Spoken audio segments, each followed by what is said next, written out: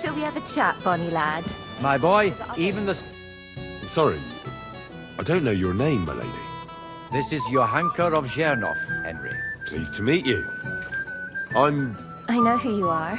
My companions here talked about you. And the stories were somewhat madcap, if you don't mind me saying so. Nothing more than a couple of silly misunderstandings. The pond, the stocks, and the gallows. Quite a nice series of misunderstandings, if you ask me. Your life was on the line more than once, young man. You're right, Father. And not just my life, Lord Capon's as well. Well, that sounds interesting. Won't you tell me about it? I'd love to hear about adventures right from their hero himself. I'll be glad to tell you my story. Where to begin? The best place to begin is at the beginning, isn't it? You're right, of course. That would be best. It all began one lovely day when we'd been on the road for ages.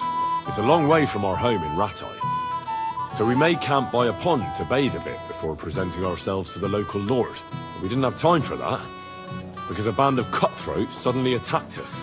They killed without mercy, and our men had no chance against them. We had no choice but to jump into the water and swim for our lives.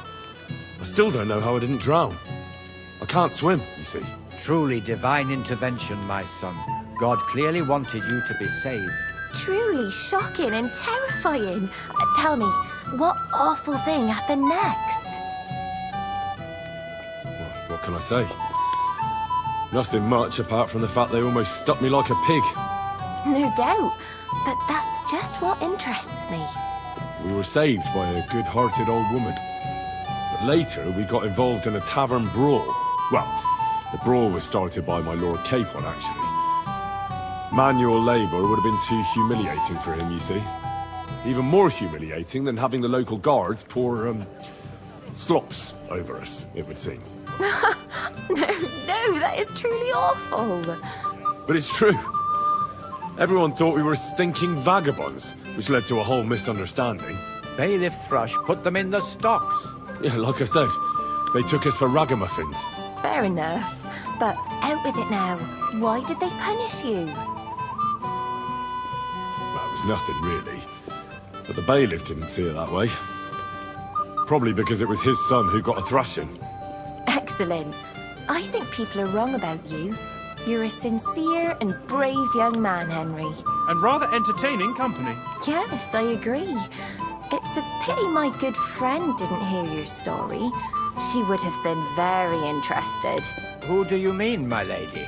Unfortunately, she just went outside to get some fresh air. But the easiest way to put that right would be to go and find her. Would you escort me, Sir Knight? Certainly, my lady. I'd be honoured to escort you. Excellent. I'm sure the learned gentlemen will excuse us, won't they? It's a lovely night outside, and it's a little stuffy in here, so a walk will do me good. Come on. A lovely summer night.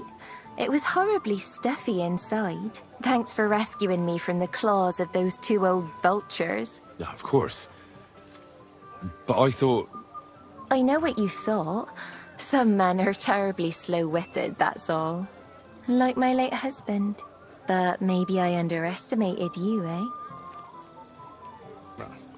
I don't think you're the kind to fall for pretty poems. Well. Finally an exception that proves the rule. I'm no good at poetry anyway. That's enough talk, silly. Embrace me. Let's enjoy this night. It wasn't made for sleep, after all.